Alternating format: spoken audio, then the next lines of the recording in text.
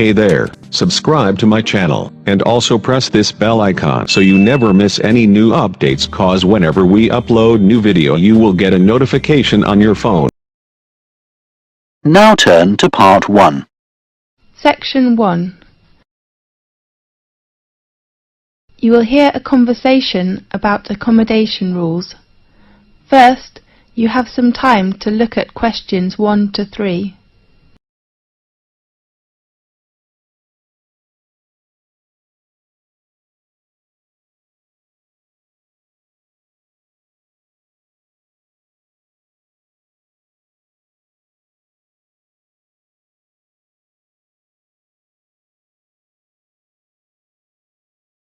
You will see there is an example that has been done for you.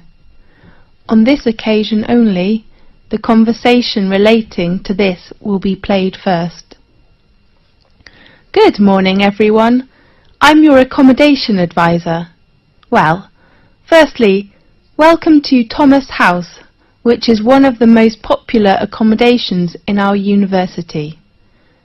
I will give you an introduction about the house and answer your questions. The name of the house is Thomas House, so Thomas House has been chosen. Now we shall begin. You should answer the questions as you listen, because you will not hear the recording a second time. Listen carefully and answer questions 1 to 3. Good morning, everyone. I'm your accommodation advisor. Well, firstly, welcome to Thomas House, which is one of the most popular accommodations in our university. I will give you an introduction about the house and answer your questions. As you know, the building was constructed in the middle of the 18th century and was used by the family of Thomas. That's, of course, how the house and university got its name. We repaired it and added some new and modern facilities last year. Excuse me, advisor? Yes? What kind of facilities are there in Thomas House? There are 3 floors. A front hall and a dining room are on the ground floor. Does the house have a garden? Of course. And a garage? No, we don't provide parking lot to students. Okay. A small gym with some new equipment is on the 2nd floor. Does it have a computer room? No, I mean a leisure room on the 2nd floor, and you can find a comfortable lounge with a big balcony on the same floor. How about bedroom and bathroom? They are both on the top. How many students are there in one flat? 4 to 6. I wonder if I have to share a bathroom with others. No, we provide every student a bedroom and a bathroom. Great.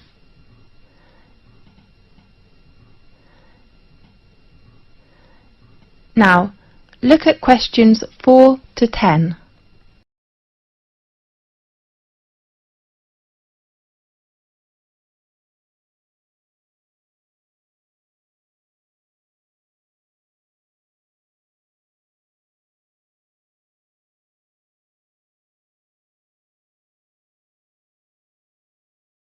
Now listen carefully and answer questions 4 to 10.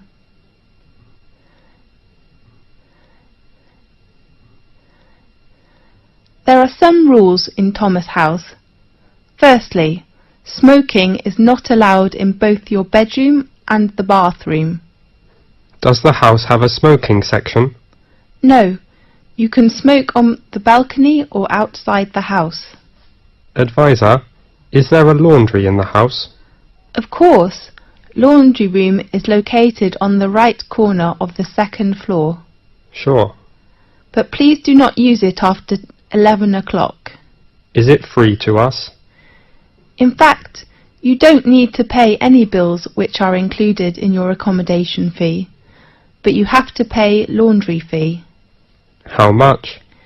We offer 2 coin-operated washing machines. The large one is £2.50 and the small one is £1.60. If the lounge has a time restriction? Definitely. We ask all students to keep quiet and do not make noise after 11 o'clock. We know there is a backyard in the house. Yes. If we can park our car there? No, we do not allow parking in our yard. OK. Could we invite some friends to hold a party in the garden or lounge? We only allow party on weekends. Fine. The last rule is to pay attention to the opening time of the front hall. The door is locked at 11 p.m. and opened again at 6 a.m. in the next morning. Remember to take the front door key when you go out early or come back late. How could we get the front door key? You can go to Residence Office building and get your key in room 101. Sure. Well, any questions? This is the end of section 1. You now have half a minute to check your answers.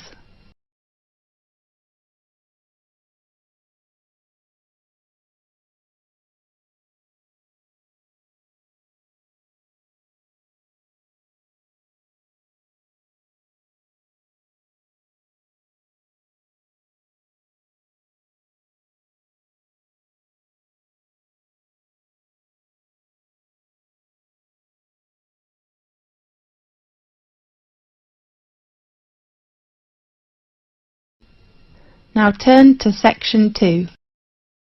Section 2. You will hear an introduction about sports matches. First, you have some time to look at questions 11 to 17.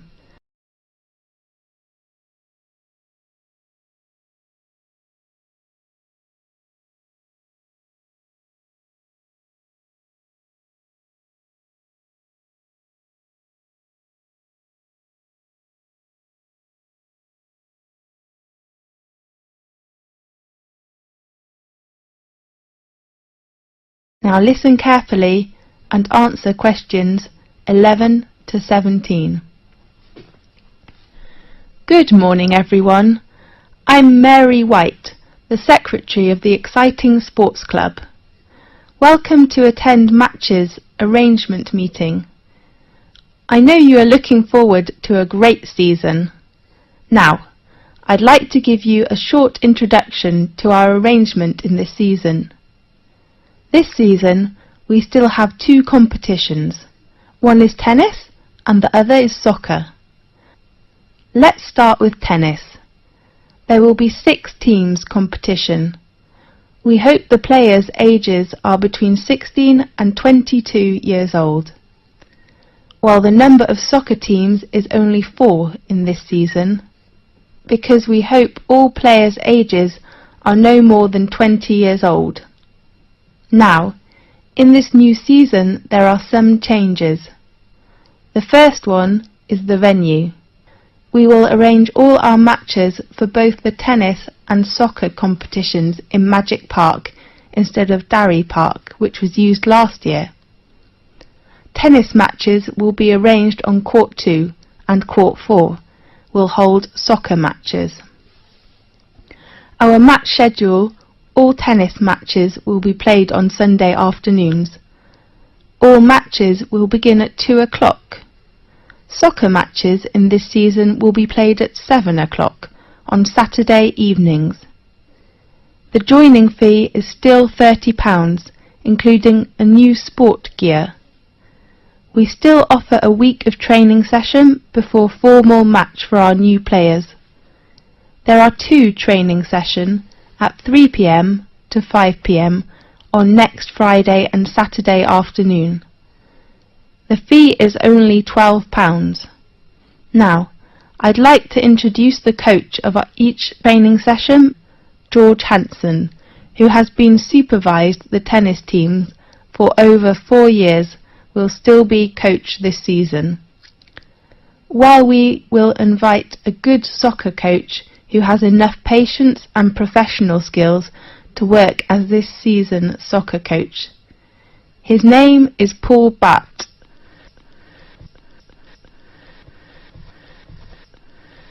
Now, look at questions 18 to 20.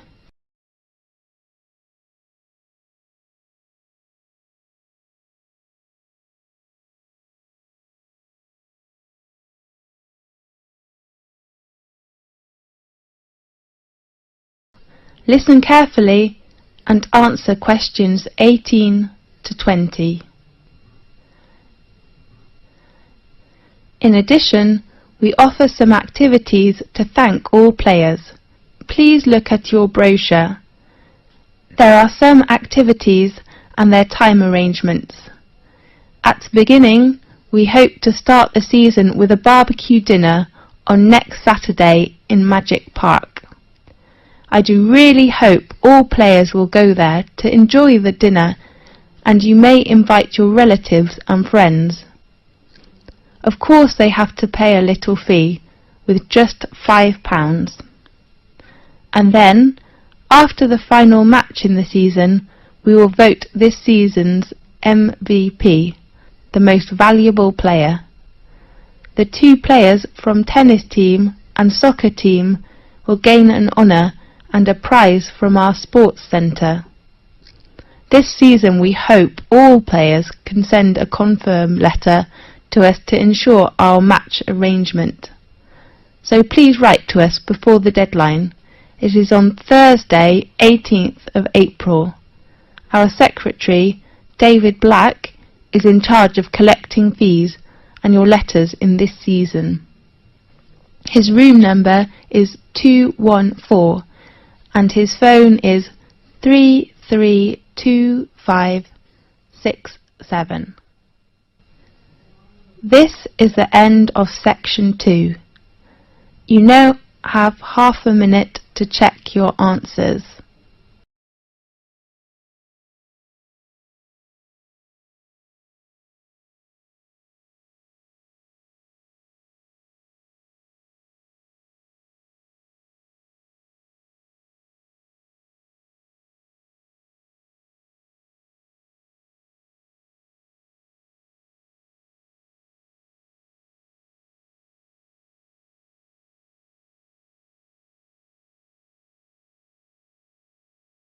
Now turn to section 3.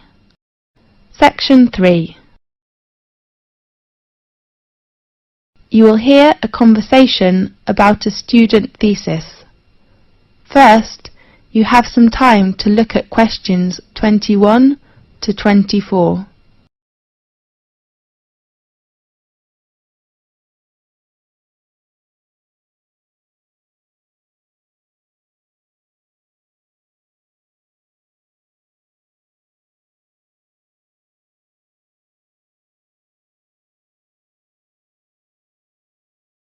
Now listen carefully and answer questions 21 to 24. Come in, please. Good afternoon. Oh, I am sorry. Is it Professor Lee's office room? No, it is room 640. His new room number is 614 on the right of this corridor. Thanks a lot. You're welcome. Come in, please. Good afternoon, Professor Lee. Good afternoon. Come in, please. I remember our tutorial time is at 2 o'clock, right? Really? Oh, I am so sorry. I remember it is at 1:30. So I go to common room to wait for 30 minutes, okay? No, I'm free now. Let's begin. I am so sorry. That doesn't matter. So, how about your work? In fact, Professor Lee, can I get an extension of time to hand in my work? I mean, I hope to extend my thesis deadline. James, you know extension is usually given only for medical or accident reasons. So what's your problem? You have a good beginning with your draft, isn't it right? Yes, well, I'm having too many reading materials to read. Too many? How many? Besides academic journals, I have about 15 books to read next month. I don't think I can finish them. Oh, darling, you do not need to read them all. What do you mean? I mean, you can choose some parts of these books which can help your work. Really? Could you give me some suggestions? Sure.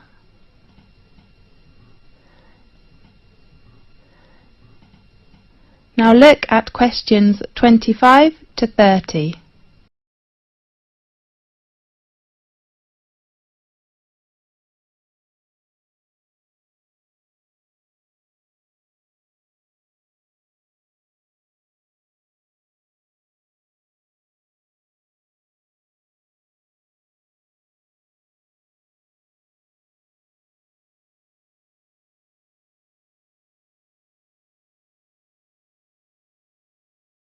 Now listen carefully and answer questions 25 to 30.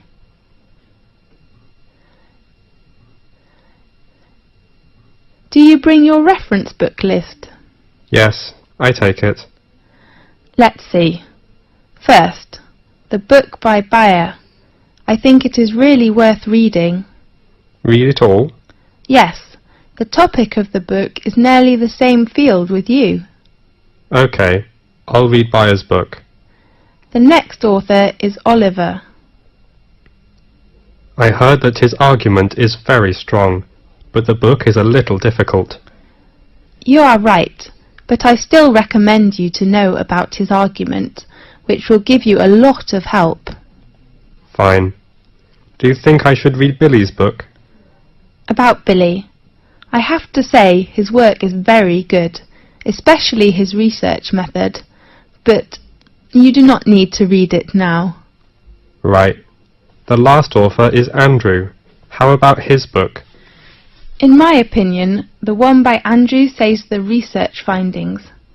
I mean, his last part is very excellent, clear and persuasive. I agree with you. I'm reading the book now. Great. How about others?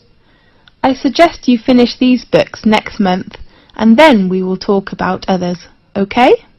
Okay. Have you begun your research work? Yes. How are things going? That's okay, except the research method. What's wrong with the method? I have made some interviews, Yes. but I found they couldn't give me the data I need. Who are the interviewees? Some are our classmates and others are schoolmates.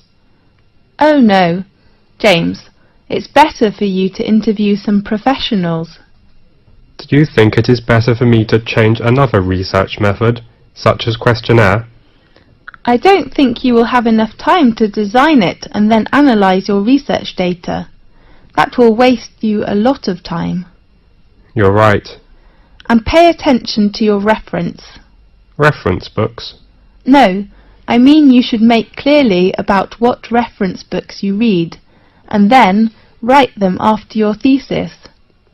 Okay, I'll make them clear. Fine. I hope to see your work quickly. I hope too. Thanks for your help, Professor Lee. That's okay. See you next time. See you. This is the end of section 3. You now have half a minute to check your answers.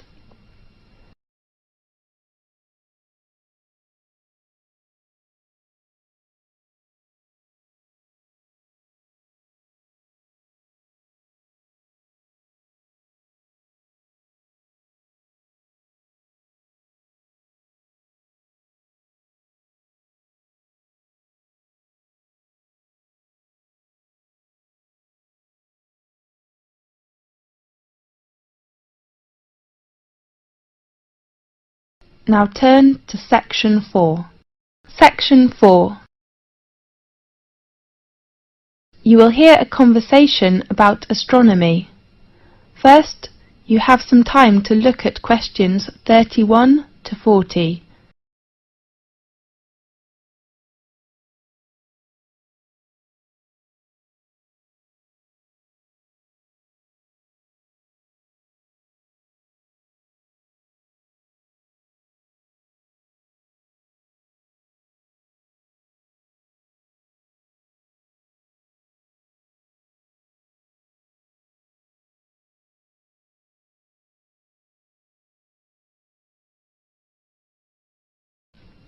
Now listen carefully and answer questions 31 to 40.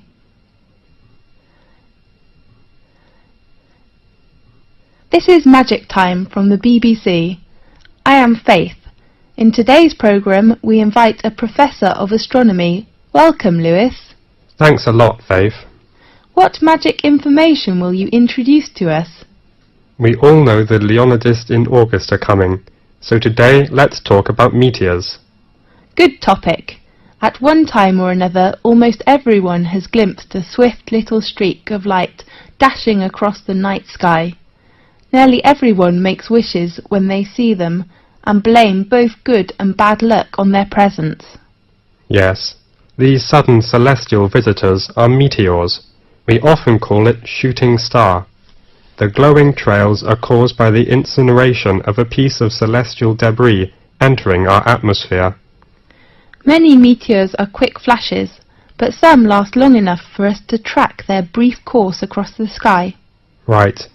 Now and then a meteor truly will light up the night, blazing brighter than Venus, although rarely, even brighter than the moon, leaving in its wake a dimly glowing trail that may persist for minutes. Lewis, can we see some meteors every night in 1 year? Yes. Under a dark sky, any observer can expect to see between 2 and 7 meteors each hour, any night of the year. These are sporadic meteors. Sporadic meteors? Yes. Their source bodies, meteorids, are part of the dusty background of the inner solar system.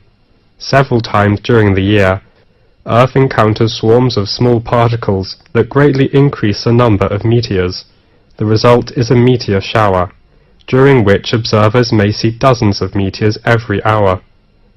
Concentrations of material within the swarms may produce better than average displays in some years, with rates of hundreds per hour, and were treated to a truly amazing display in which thousands of visible meteors can be seen for a brief period.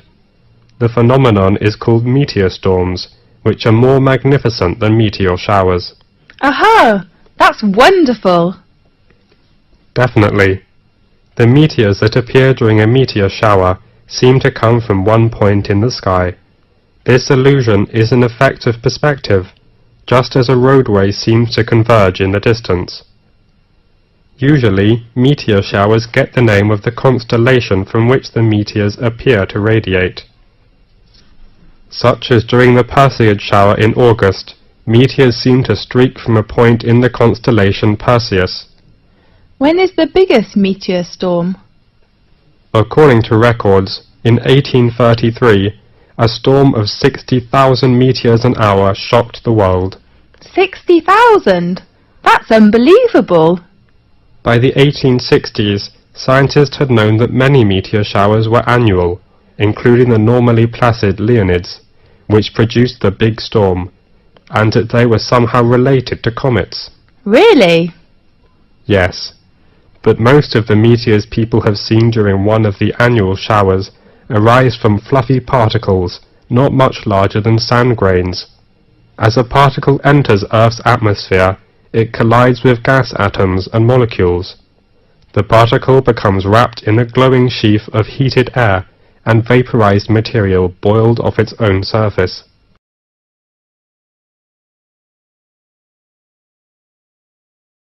Whether meteor is very near to us when it appears? No. In fact, it is an illusion.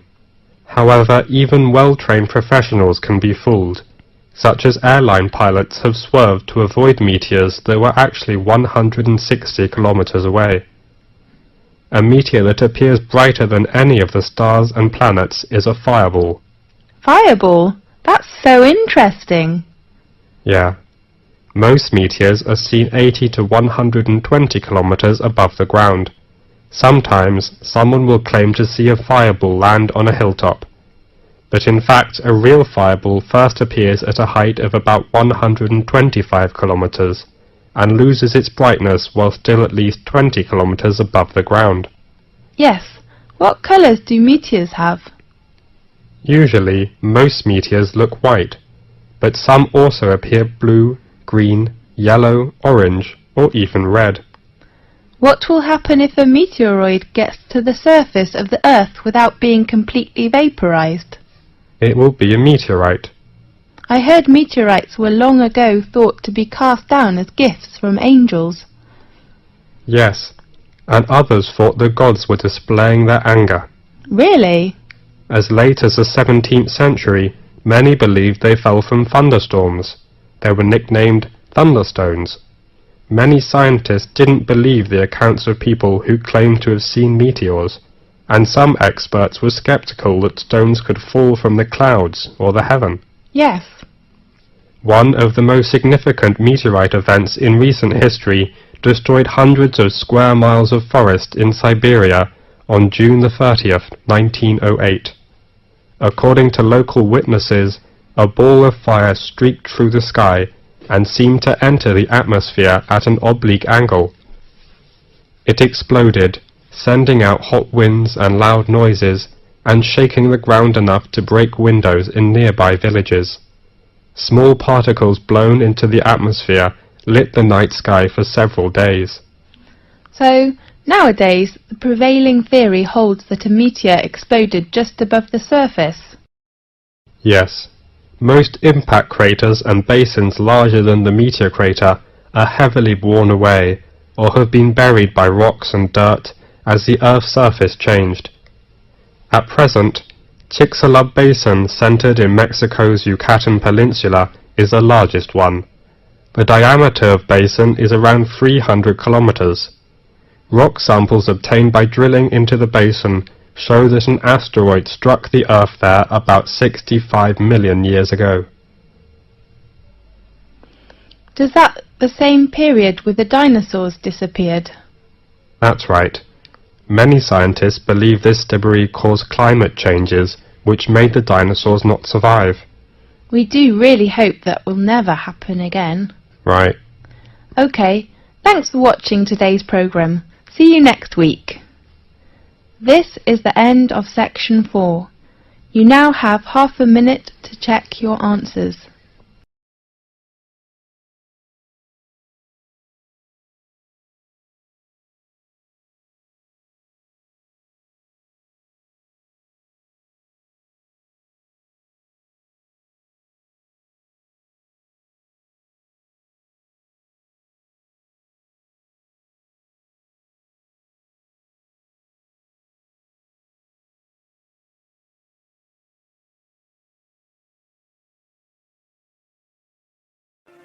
That is the end of the listening test. In the IELTS test, you will now have 10 minutes to transfer your answers to the answer sheet.